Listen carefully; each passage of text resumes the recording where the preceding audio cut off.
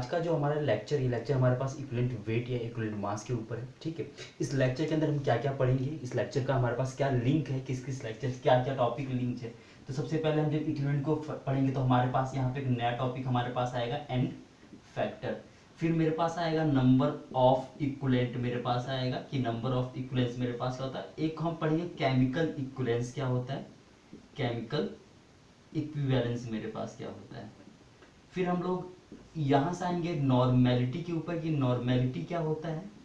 फिर नॉर्मेलिटी के पास हम क्या पढ़ेंगे, बैलेंसिंग पढ़ेंगे, बैलेंसिंग ऑफ रिडॉक्स रिएक्शन पढ़ेंगे। और यहीं से हम फिर क्या पढ़ेंगे, स्टोइचियोमेट्री के कैलकुलेशन पढ़ेंगे। यानी कि आप ये समझ सकते हैं कि ये टॉपिक हमारे पास कितना इंपॉर्टेंट है एक कंपटीशन के व्यू से और किसी भी फिजिकल केमिस्ट्री, इनऑर्गेनिक केमिस्ट्री के व्यू से। तो मैं दोबारा बात करता हूं कि जो हमारा आज का टॉपिक्स होगा वो टॉपिक कवर करेगा N factor, N equivalent, chemical equivalence, normality, balance of reduction और स्टोइचियोमेट्री। तो चलिए मैं स्टार्ट करता हूं। ठीक है, एक बार मिटाता हूं इसको। चलिए, तो अभी जो टॉपिक मेरे पास है इक्विवेलेंट वेट मेरे पास में, उसकी भी बिल्कुल बात नहीं करूंगा। एक मैं जर्नल एक हम लोग बात करते हैं। क्या बात करते हैं कि मान लीजिए कि कोई भी केमिकल रिएक्शन मेरे पास क्या होती है, कोई भी केमिकल रिएक्शन आपके पास दो तरीके से चल रही होती है। अगर देखा जाए क्या चल रही होती है, तो इलेक्ट्रोस्टैटिक चल रही होती है या फिर क्या चल रही होती है, इलेक्ट्रॉन के ट्रांसफर से चल रही होती है। मेरा मतलब आप अभी समझ जाएंगे जब मैं इसका एग्जाम्पल लिखूंगा। अगर मैं इसका एग्जाम्पल लिखूं, जैसे एग्जाम्पल मान लीजिए मैंने कहा आपके पास क्या है, NaOH आपके पास है, वो HCl से रिएक्शन कर रहा है, तो क्या बना रहा है, वो बना रहा है आपके पास NaCl बना रहा है और प्लस में क्या बना रहा है, H2O बना रहा है।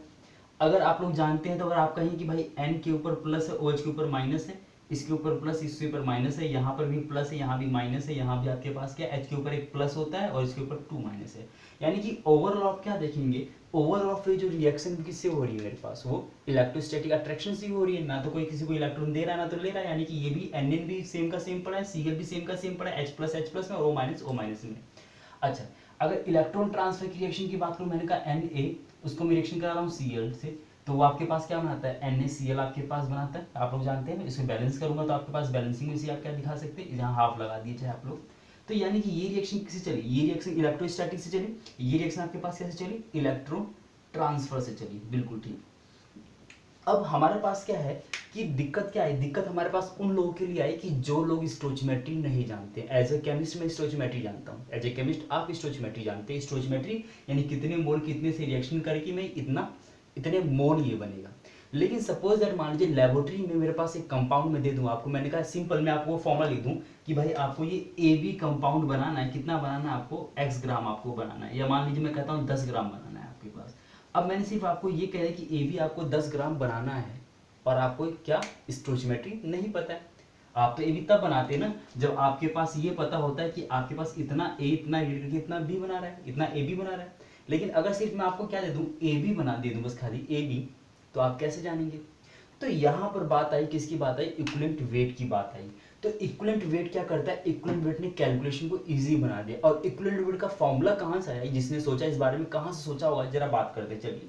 तो मुझे ये पता है कि अगर मेरे पास अगर वो इलेक्ट्रोस्टैटिक भी वो कंपाउंड पड़ा हुआ है, तो ओवरऑल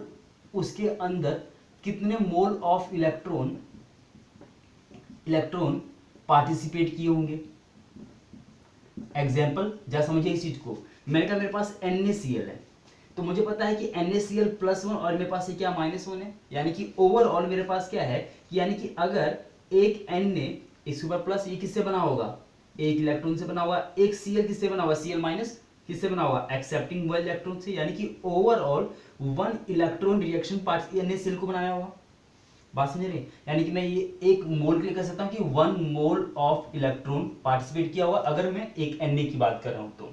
एक एग्जांपल और देखिए, मान लीजिए मेरे पास क्या है, HCl मेरे पास है,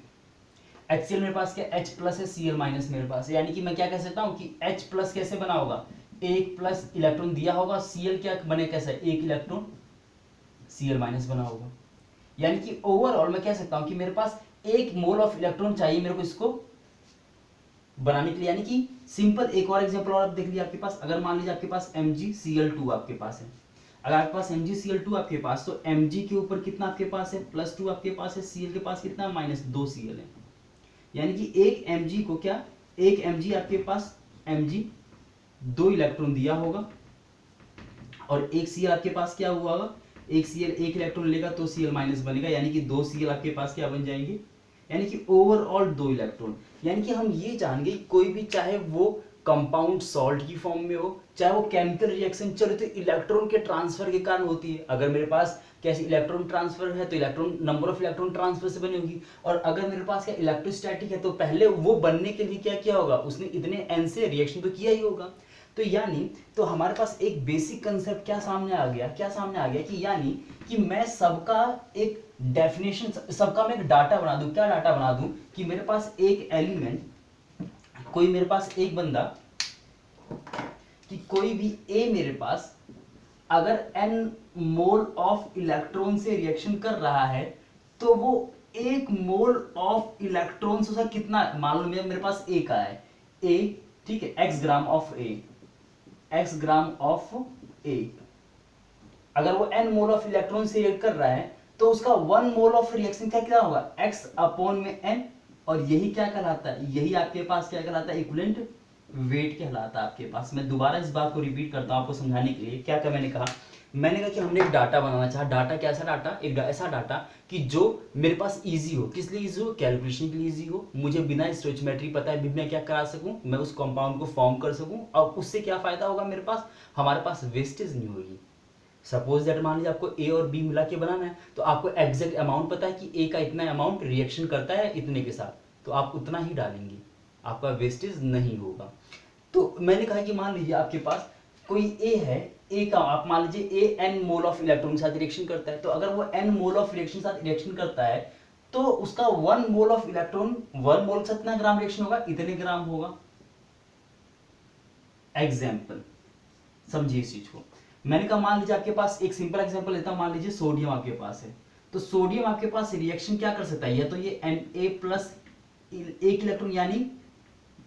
जो सोडियम, मैं सोडियम की बात कर रहा हूं, सोडियम, अब चाहे Na+ की बात करो चाहे Na की बात करो तो मास तो सेम ही होगा। तो सोडियम क्या है, सोडियम क्या करता है, 1 मोल ऑफ इलेक्ट्रॉन के साथ रिएक्शन करता है, तो इसका इक्विवेलेंट वेट क्या होगा, भाई मुझे पता है सोडियम का मास कितना होता है, 23.5 होता है, तो यानी 1 मोल के साथ इतना रिएक्शन करता है, तो यानी इसका इक्विवेलेंट वेट ऑफ सोडियम आपके पास क्या हो गया,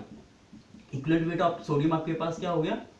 वो आपके पास हो गया 23.5 डिवाइड बाई में 1 मोल के साथ, यानी मैंने कहा डिवाइड बाई n, तो यहाँ तो 1 है, तो यानी कि 23.5, यानी कि इक्विवेलेंट वेट ऑफ सोडियम कितना है, 23.5 ग्राम है, यानी कि 1 मोल ऑफ इलेक्ट्रॉन के साथ सोडियम का 23.5 ग्राम रिएक्ट करता है। एक और एग्जांपल समझते हैं, मान लीजिए आपके पास मैग्नीशियम है, मैग्नीशियम मान लीजिए आपके पास क्या है, मैग्नीशियम, मैंने कहा मैग्नीशियम आपके पास 2 मोल के साथ रिएक्शन करता है ये, तो मैंने कहा इक्विवेलेंट वेट क्या होगा, equivalent weight of magnesium, equivalent weight of magnesium आपके पास क्या होगा, इक्विवेलेंट वेट ऑफ मैग्नीशियम आपके पास हो जाएगा, भाई मेरे पास मैग्नीशियम का 1 मोल कितना 2 के साथ रिएक्शन करता है, तो मेरे पास मुझे पता है 12 दूनी 24, लगभग 24, तो अगर 24 ग्राम 2 के साथ करता है तो 1 के साथ कितना करेगा, 1 मोल के साथ, तो 2 डिवाइड बाई 6, तो मेरे पास नहीं 12 ग्राम, तो इक्विवेलेंट वेट क्या होगा, यानी कि सिंपल अगर मैं यहाँ पर कंक्लूड करूँ, क्या कंक्लूड करूँ, नोट पहली बात मैं यहाँ कंक्लूड करूँ आप लोगों को कि इक्विवेलेंट वेट ऑफ मेटल क्या मेरे पास होता है, इक्विवेलेंट वेट ऑफ मेटल मेरे पास क्या होता है, इक्विवेलेंट वेट ऑफ मेटल मेरे पास होता है उसका मोलर मास और अपॉन में वैलेंसी, तो ये आप लोगों को बुक के अंदर फॉर्मूला बस लिखा हुआ हो, लेकिन आप लोगों को समझ में आ गया होगा कि मेरे पास भाई इक्विवेलेंट वेट ऑफ मेटल मेरे पास क्या होता है, मोलर मास अपॉन वैलेंसी, ऐसा क्यों कहा गया। अगर कोई मेरे पास A से A+3 में जा रहा है तो क्या हो जाएगा, A अपॉन में 3, क्योंकि भाई वो 3 इलेक्ट्रॉन के साथ रिएक्शन किया उसने, वो रिएक्ट कर रहा है, कंबाइन कर रहा है, एवरीथिंग जो भी एक्सेप्ट कर रहा है, डोनेट कर रहा है, जो भी कर रहा है, तो वो 3 इलेक्ट्रॉन मोल के साथ कर रहा है, तो यानी क्या हो जाएगा, A अपॉन उसका molar mass of A upon by 3 हो जाएगा। अगर मैं कहता हूं कि मेरे पास वो क्या कर रहा है, वो मेरे पास कोई भी ए मान लीजिए मेरे पास किस में जा रहा है, वो मेरे पास +5 में जा रहा है, तो उसका इक्विवेलेंट वेट आपके पास क्या हो जाएगा, इक्विवेलेंट वेट ऑफ ए आपके पास क्या हो जाएगा, वो आपके पास हो जाएगा उसका molar mass of A divide by में 5। तो यानी कि मेरे पास क्या है कि अगर मैं कंक्लूड करूं इक्विवेलेंट वेट क्या होता है, तो इक्विवेलेंट वेट मेरे पास ये होता है amount of substance that can react और रिएक्ट सॉरी एक मार्क दूसरा मार्क ले लेते हैं।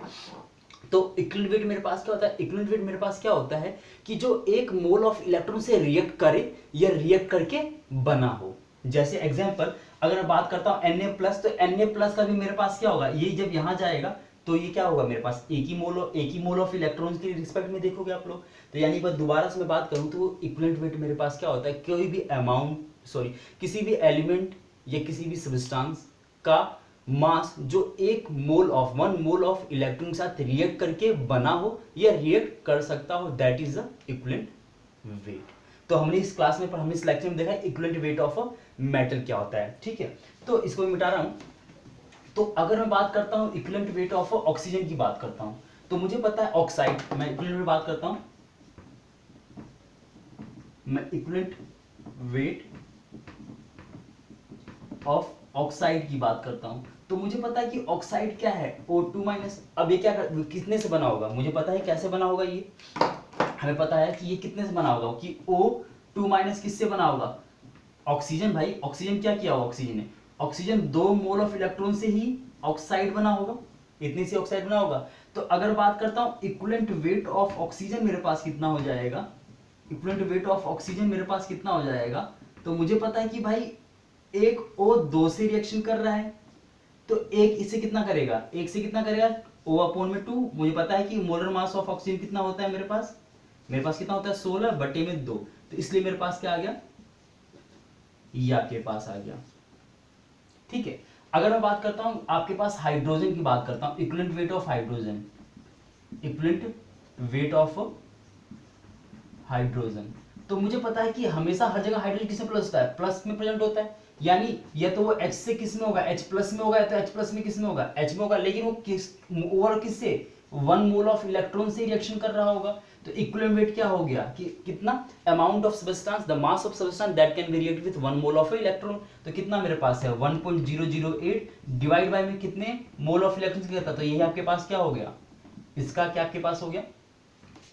इक्विवेलेंट वेट हो गया। अगर क्लोरीन की बात करता हूं, अगर मान लीजिए मैं क्लोरीन की बात करता हूं, भाई क्लोरीन का इक्विवेलेंट वेट मेरे पास क्या होगा, तो अगर मैं क्लोरीन का इक्विवेलेंट वेट की बात करता हूं, क्लोरीन का,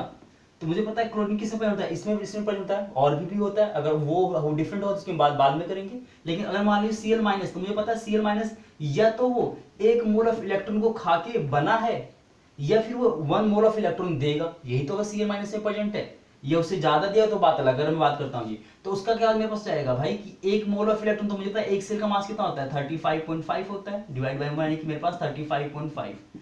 यानी कि इक्विवेलेंट वेट में दोबारा कंक्लूड करता हूं कि इक्विवेलेंट वेट क्या होता है कि अमाउंट ऑफ सब्सटेंस जो कि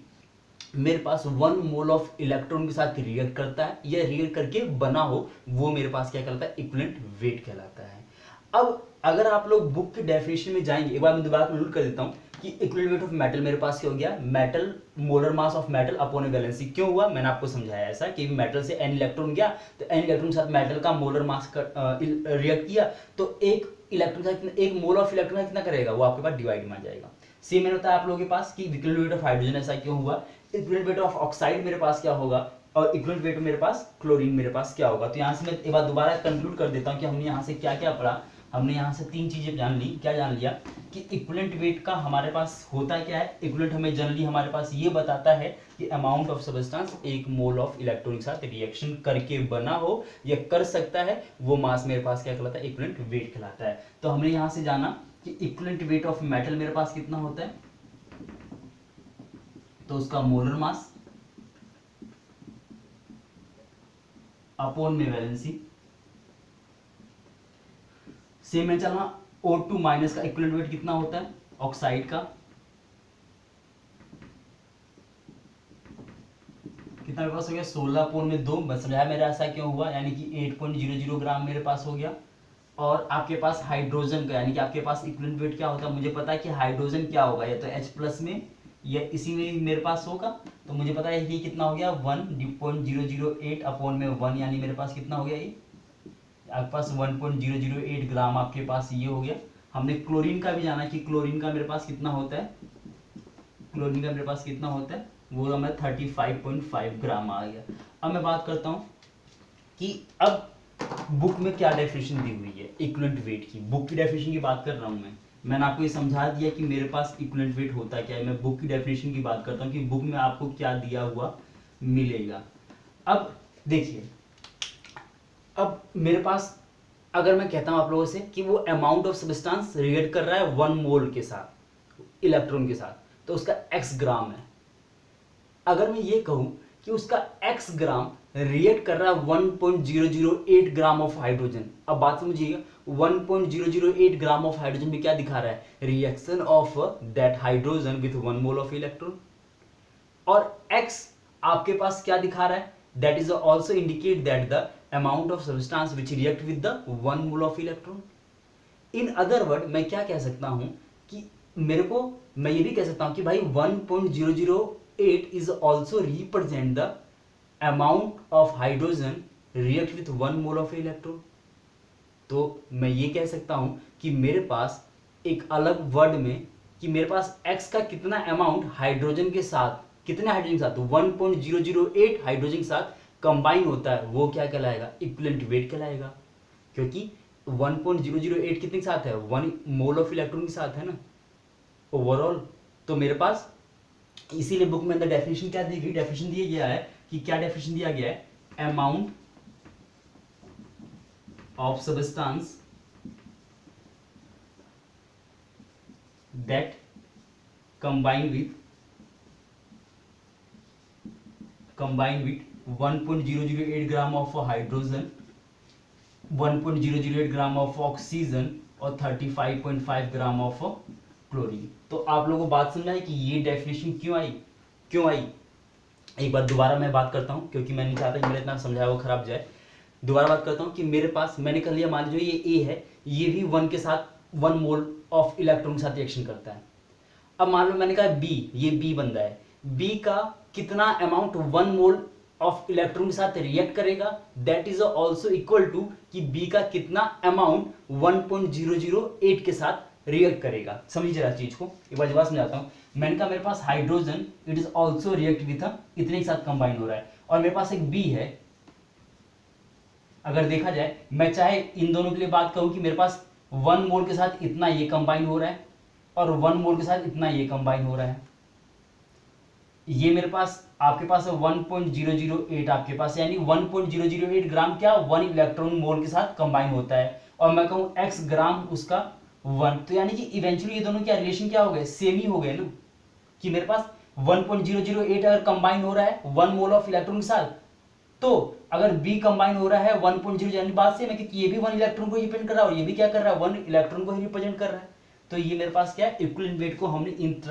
तीन टर्म में जानते हैं और बुक के अंदर यही शो किया रहता है, लेकिन ये डेफिनेशन नहीं है। डेफिनेशन मतलब आप फील ले सकें कि फील मतलब क्या, इक्विवेलेंट मेरे पास क्या, इक्विवेलेंट की जरूरत क्यों पड़ी, क्योंकि हमने एक रेफरेंस के तौर पे हमने क्या सबका डाटा बनाना चाहा ताकि हमारे पास कैलकुलेशन क्या हो, इजी हो। और वो हमने डाटा क्या बनाया, हमने डाटा ये बनाया कि कोई भी सब्सटेंस, कोई भी एटम, कोई भी मेरे पास जिसकी बात कर रहे हैं, उसका अमाउंट 1 मोल ऑफ इलेक्ट्रॉन से रिएक्ट करके बना हो या 1 मोल ऑफ इलेक्ट्रॉन से रिएक्ट करके बन सकता है, वो मेरे पास क्या कहलाएगा, हमारे पास इक्विवेलेंट वेट कहलाएगा।